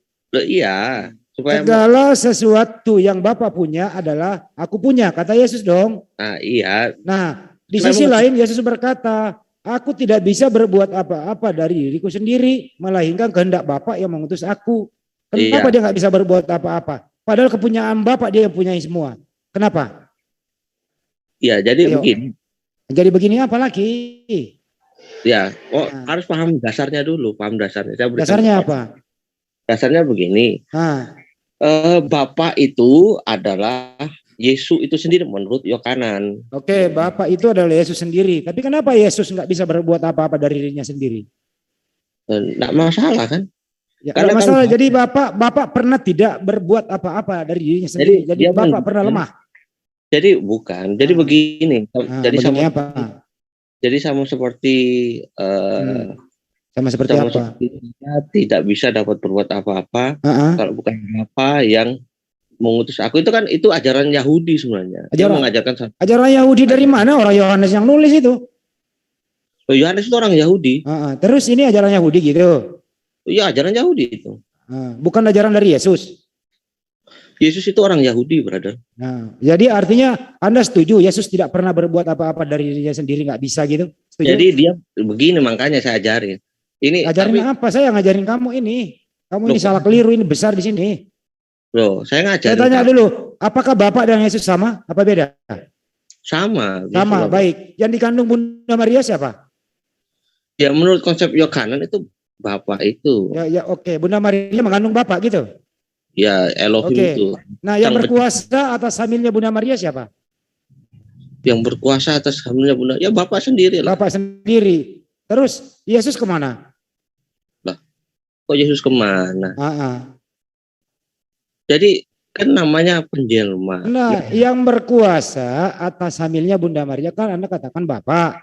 Nah, yang dikandung Bunda Maria adalah Bapak. Nah, yang dilahirkan Bunda Maria siapa? Ya Bapak lah. Bapak. Bapak juga. Asem itu satu. Elohim terus itu satu. Yesus di mana? Apanya Yesus di mana? Begini, brother. Ya, Bapak dikandung, yang berkuasa adalah Bapak, yang dilahirkan adalah Bapak. Yesus kemana? Diam. Ya Bapak dan Yesus itu kan sama. Sama. Waktu Bapak dikandung atau sama dengan Yesus dikandung, yang menjaga alam semesta di surga siapa? Nah itu kan bingung kan dirimu, tapi bagi saya bertanya, jawab aja, kan dikandung ini di dalam kandungan. Enggak masalah. Sewaktu Bapak dikandung Bunda Maria, apakah masih ada Bapak di surga? Bapak kan menjadi manusia konsepnya. Iya, waktu dikandung Bunda Maria, apakah masih ada Bapak di surga? Loh, Bapak menjadi manusia. Kan saya nggak nanya waktu dikandung Bunda Maria 9 bulan, apakah masih ada Bapak di surga? Loh, Bapak kan sudah saya jawab, Bapak menjadi manusia. Waktu Bapak menjadi manusia, apakah masih ada Bapak di surga? Bapak menjadi manusia. Kan kalau sudah Bapak menjadi manusia, berarti bagaimana dong? Bapak menjadi manusia. Waktu Bapak menjadi manusia, apakah masih ada Bapak di surga? Begini, ingat perkataan. Nggak bisa jawab kamu ini. Loh, sulit kamu ini. Serius, bisa enggak? Enggak mengerti enggak apa. Sekarang lu ketemuan di Slebes nih, tumben aja lu mau diskusi sama gua. Waktu Bapak menjadi manusia di muka bumi 33 tahun lebih, apakah masih ada Bapak di surga? Bapak itu ada di bumi. Ya, iya kalau waktu Bapak ada di bumi, apakah di surga? Dengerin dulu, waktu Bapak ada di bumi, dengerin baik-baik. Waktu Bapak ada di bumi, di surga apakah masih ada Bapak? Nah, itu kan pertanyaanmu nyeleneh. Loh kok nggak bisa ditanya? Kenapa? Bapak, Bapak. Konsep Yohanan ya. Ya, Bapak menjadi manusia. Menjadi manusia.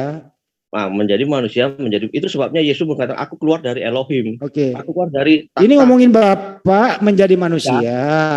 Ya, makanya waktu Bapak menjadi manusia, dengerin dulu baik-baik. Waktu Bapak menjadi manusia, apakah Bapak masih ada di surga? Pertanyaan bentar ya, saya tunggu, saya antri. Itu ada di bumi. Ada di bumi, jadi di surga kosong. Ya, enggak masalah kan? Oke, di surga kosong. Ngomong dulu, ulangi pertanyaan saya. Saya Pujangga dengan ini menyatakan bahwa selama Bapak ada di bumi, surga kosong. Dengerin dulu. Selama Bapak ada di bumi, surga kosong. Ulangi pernyataan saya, silakan diulang. Itu kan saya memberitahukan kepadamu bahwa itu. Ya ulang dulu pernyataan saya. Selama Bapak ada di bumi, surga kosong. Udah ulang dulu, ulang. Baru kita tekan. Itu pertanyaanmu. Ya tadi kan Anda ngomong surga kosong karena Bapak di bumi. Kan kamu bertanya. Saya kan iya. Ya kok iya artinya surga kosong betul? Ya kan pertanyaan kosong tidak kan itu kan pertanyaanmu, bukan statement. Oke, waktu Bapak ada di bumi surga kosong atau berisi? Saya tanya dulu, surga itu apa? Enggak ngomongin masalah surga. Saya jawab, tanya dulu pertanyaan saya, surga itu apa? Dompetnya kosong. Enggak. Sekarang pertanyaan saya, ini Bapak ada di bumi. Kenapa? Siapa yang dulu, ngomongin surga untuk dibahas? Ini Bapak ini kan turun dari surga. Surga itu ke apa? dalam kandungan Bunda Maria. Bunda Maria melahirkan Bapak. Bapak menjadi manusia. Saya tanya, apakah di surga masih ada Bapak? Anda nggak mau jawab. Saya mau tanya dulu ke kamu. Kok kamu bertanya balik? Kamu ini ditanya duluan, belum pernah menjawab. Loh, saya sudah jawab tadi kan. Surga mana pertanyaan saya lebih jawab? Yang mana? Loh kan tadi Bapak jadi manusia. Pertanyaan saya cuma satu. Waktu Bapak menjadi manusia, apakah di surga masih ada Bapak? Kamu nggak pernah jawab loh. Maka saya sudah jawab. Bapak menjadi Tadi manusia. sudah dijawab Bang Handi, Bapak juga dikandung sama Maria. Iya, benar. Berarti kan Bapak cuma satu. Berarti surga kosong. Surga Iya, kosong. iya, Ya coba ulangi Pujangga, bilang surga kosong. Udah. Silakan kamu yang bilang. Tidak mau ngaku dia Banyuma. Loh. Astagfirullah. Begini, konsep surgamu itu apa? Ya Banyuma ambil alih deh, gue mau pengen ketawa dulu. Ambil alih dulu Banyuma. Iya, jadi gini loh, saudara Pujangga. Jadi kalaupun Yesus mengatakan dirinya satu dengan Bapa, itu bukan satu hakikat, bukan satu pribadi. Keliru, brother. Satu hakikat. Ya nggak satu hakikat lah. Hakikat Yesus itu manusia. Bang Juma. Tunggu, Bang. Gimana ceritanya Anda mengatakan hakikat manusia Yesus itu adalah Tuhan? Bang Juma. Brother. Konsep Gimana? Yohanes beda dengan konsepmu. Konsep Yohanes. Yesus, coba kamu jangan kasih saya konsep Yohanes. Coba kamu kasih saya konsepnya Yesus. Ini tadi saya sudah bantah loh, si saudara saya si Ginting. Mana bantah? Abang tidak bisa membantah. Pak Ginting, Saya dulu aja Pak bantah Ginting. bisa-bisan tadi. Ya, Bagaimana Pak kemudian Ginting. siapapun yang diserahi tugas menyampaikan firman maka dia adalah Theos. Itu saya sudah bantah dulu loh Pak tadi. Ginting biar Pujangga dulu sama Banyuma. Pak Ginting istirahat dulu. Yang mana? Saya barusan dari kamar mandi loh. Iya, istirahat dulu biar Pujangga dulu bentar. Silakan Pak Pujangga sama Banyuma dulu. Saya paham. Saya beritahu konsep Yohanan dulu ya. Yohanan itu orang Yahudi. Dia dari Yesus itu orang Yahudi, dia bangsa Yahudi, orang Farisi dia, Bapak. Iya, terus Jadi saya kasih tahu konsep Yohanan, buku Yohanan itu menulisnya begini. Yohanan menulis Bereshit, salah. Bereshit hayah hadawar hayah Elohim hayah hadawar. Jadi hadawar itu di dalam etika adalah pencipta. Pengertian Yahudi, hadawar adalah pencipta, itu adalah Hashem. Iya, betul. Konsep Yohanan ya, konsep Yohanan. Saya tidak berbicara konsep intinya. Terus? Jadi hadawar itu adalah Hashem. Iya, Hashem betul itu, memang. Hadawar itu adalah Hashem dan Hashem itu menjadi manusia. Sudah, nggak ada masalah. Sekarang yang mengatakan hadafar menjadi manusia itu siapa? Yohanan. Itu konsep Yohanan. Coba di dalam bahasa Ibrani itu menjadi manusia atau menjadi daging? Yang jujur. Daging. Di situ menjadi daging, menjadi manusia kan sama aja. Enggak sama dong. Kalau menjadi daging berarti jadi ayam juga bisa, jadi sapi juga bisa. Firman itu telah menjadi sapi, firman itu telah menjadi ayam. Jadi sate, menjadi sate. Berarti jadi sate juga bisa. Ini berbicara daging loh, Bang. Jangan Anda kemudian membawa-bawa karena Anda bisa bahasa Ibrani, Anda kira saya tidak bisa. Di situ dikatakan menjadi daging, bukan menjadi Adam. Kalau menjadi Adam, menjadi manusia dia. Yesus mengatakan Ani BH Adam, Ani Ben H Adam. Betul, dia adalah anak Adam. Memang betul, Yesus itu anak Adam. Apa yang salah di situ? Makanya aku bilang Yesus itu bukan Theos itu sendiri, bukan Bapa itu sendiri. Yesus itu. Atau enggak artinya Ani H Ben H Adam? Tahu saya, dia itu dari keturunan Adam. Emang kenapa rupanya dia dijadikan sebagai manusia? Dan banyak hal yang Anda harus tahu. Bagaimana kemudian Yesus mengatakan dia adalah anak Adam? Pengertian anak manusia. Haben H Adam bukan itu, keliru. Pengertian. Coba Anda uraikan. Coba.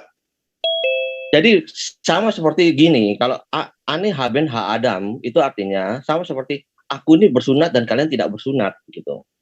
Sudah paham? Adam itu artinya apa, Bang? Itu aja dulu. Saya memberitahu. Arti Adam itu apa dulu? Tunggu dulu. Adam itu artinya apa? Saya memberitahu satu istilah yang dipakai oleh orang-orang Yahudi. Ya. Ini sebuah istilah yang tidak lazim dipakai untuk orang-orang orang-orang non-Yahudi, begitu, brother. Jadi Ben Adam itu adalah lazim digunakan hanya untuk orang Yahudi. Di luar Yahudi, dia tidak bisa disebut hak Adam, dia disebut goyim. Berarti, ngerti? Itu sebabnya. Anda keliru di situ. Yesus menyebut, Yesus memanggil muridnya, pengikutnya dengan kata amim. Ya, bukan goyim. Goyim itu di luar. Goyim itu pengikut Paulus, orang-orang berkulit. Itu yang Anda harus pahami. Goyim. Loh, gimana salah? Kita mengkaji data dulu. Kita kaji data dulu. Di mana seruan Yesus untuk non-Yahudi? Loh, saya ini belajar, brother. Jadi saya kasih tahu kepada saudara pikir saya nggak belajar gitu? Kamu di Yesifa mana belajarnya? Kamu belajar Torah di mana? Terus kamu di Yesifa mana? Kamu di Yesifa mana? Kamu di Yesifa mana? Kamu siapa? Kohanim kamu siapa? Komunitas kamu di mana? Pertanyaanmu Nona, Ini keroyokan ini. Mata Kohanim. Nggak usah membahas di Dong, sana. satu-satu Mau dia penjelasan Yahudi ini. mau apalah. Serah. Ini nih. Bang Andi diatur dong. Coba dulu lanjutkan, kelarin dulu. Sebentar lagi mau di reset. Sabar, biar kami banyak kelarin. Mata Kohanim. Jadinya kami nggak bisa menjelaskan kalau gini caranya. Habis maghrib kita lanjut lagi, Bang Ginting. Oke. Tapi jangan kayak gini caranya dong, Bang. Satu-satu gitu loh. Ya, begini ya. Kalau kamu mengatakan satu-satu, sedangkan si Bujangga Dati itu menyelonong saja masuk ke sini. Nah, kan udah ke situ. Lah ya itu, harusnya kamu tegur yang nyelonong itu di situ. Ya udah, kalau nggak bisa diterima ditolak aja. Ya itu, makanya saya terima. Bujangga saya beri kesempatan, kamu jangan protes. Ada muslim yang juga ikut nyolot di sini gitu loh. Ketika Bang Pujangga mau menjelaskan, jangan dipotong-potong. Pujangga tadi menyerang, kamu dari goyim mana? Otomatis dari keislaman juga menanyakan, kamu dari goyim mana? Itu kan fair, bukan nyolot Bang, itu. maksud saya begini loh Bang, dengar Bang ya. Ketika dia menjelaskan, berilah waktu 1 menit atau 2 menit, jangan disangga-sangga. Nah kalau penjelasannya itu nggak sesuai dengan apa yang ada di kita bicarakan, terus menyerang persoalan kamu dari mana? Itu kan perlu dijawab. Umpamanya kamu saya tanya, kamu dari denom mana? Nah itu kan bukan pada konteks kan kalau begitu. Sedangkan kita berdiskusi masalah goyim-goyiman. Yesifa itu sekolah. Ya, kayak begitulah. Ini si Pujangga ini, ya, biar si Ginting paham ya. Saya tanya kalau Torah di mana? Ini dulu. Tabu ya. Jadi si Pujangga ini orangnya abu-abu ya. Dia juga nggak tahu itu Yahudi ataupun Kristen. Dia mengaku penganut Torah gitu loh. Makanya di situ kadang-kadang dia itu ke Yahudi, kadang-kadang itu menjelaskan ke Kristenan. Jadi orang ini abu-abu. Itu supaya Bro Ginting bisa jelas ya. Orang ini kalau diajak diskusi tidak jelas posisinya. Ya, saya kasih tahu sama Bro Ginting. Posisi orang ini tidak jelas posisinya di mana. Izin Pak Jul. Tidak jelas di mana. Begitu loh. Pak Jul izin. Pujangga mau nggak nanti 7:30 kita H2H berdua saja? Mau nggak? Sama saya. Atau sama Suet berdua. Kita jadwalkan sekarang. Jangan di tengah-tengah Anda datang supaya nggak crowded. Ya, gitu. Nah, silakan sekarang Anda iya atau tidak bersedia ke Anda jam 7.30 19.30 malam ini ada H2H atau saya atau Suet. Terserah mau milih yang mana atau Banjuma. Silakan Bang Pujangga dijawab. Kita dengar pendapatnya. Silakan Bang Pujangga dijawab.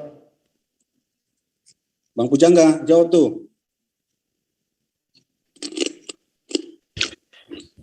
Kalau bersedia dijadwalkan nih. Tuh kan, Bro Ginting sudah bisa menilai sendiri kan. Dia pura-pura nggak mendengar. Sering kali terjadi di sini. Ada diskusi yang sudah hangat bagus ya. Tahu-tahu dia itu nyerobot di tengah-tengah. Itu loh Bro Ginting. Saya di mute. Saya sudah. Nggak ada di sini sistem mute itu. Tanyakan Pak Vivo juga tahu bagaimana. Tidak asal mute. Oke gini, saya tanya lagi, izin Pak Jul, bersediakah Anda diskusi kita pakai timer nanti malam ini jam 19.30 bersediakah Anda diskusi H2H? Terserah mau sama saya, mau sama Sueb atau mau Bang Juma atau sama siapa.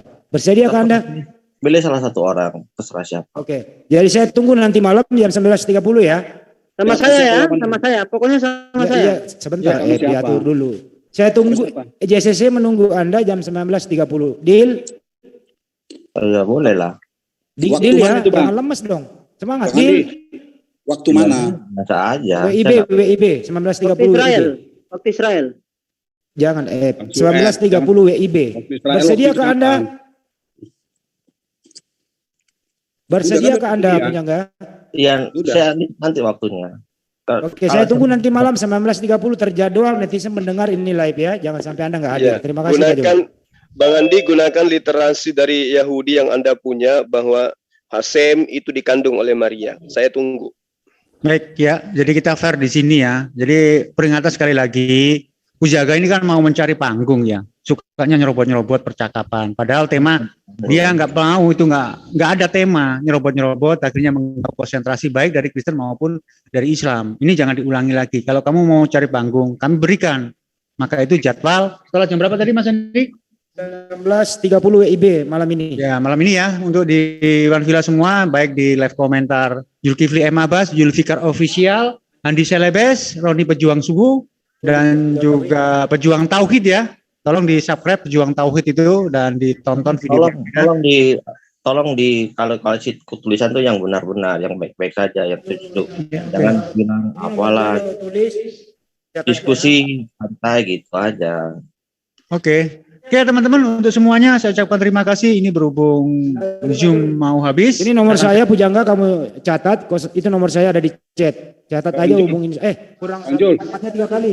Bang Jul. Tempatnya 3 kali di situ. Saya ulang. Tunggu. Bang Jul. Ya, Mas Giting. Temanya apa? Temanya bisa ditentukan hari ini karena ini sudah mepet ya, sudah hampir setengah 6 ini. Setengah 6 udah nih. Ya itu nomor saya, hubungi saya, tinggal mengajukan tema. Oh ya udah. Temanya yang tadi, Bang. Temanya yang tadi. Kalau bergeser dari yang tadi sudah nggak menarik. Hasem dikandung oleh Maria sehingga surga kehilangan Hasem. Itu temanya. Oke. Temanya adalah begini, temanya yang saya ajukan bisa. Apa yang Bapak punya, aku punya. Ya udah, temanya hubungi HP saya aja, itu nomorku tuh. Ya, udah. Oke, langsung hubungi ya. Itu nomorku dicatat. Iwan Villa semuanya ya yang di live comment Zulfikar Official dan semua menarasian. Saya cukupkan untuk live ini karena Zoom kita reset dan saya ucapkan terima kasih. Wabillahi taufiq wal hidayah. Assalamualaikum warahmatullahi wabarakatuh. Waalaikumsalam warahmatullahi wabarakatuh. Udah baru masuk. Udah menentar. Yang Bapak punya, aku punya. Itu judulnya. Baru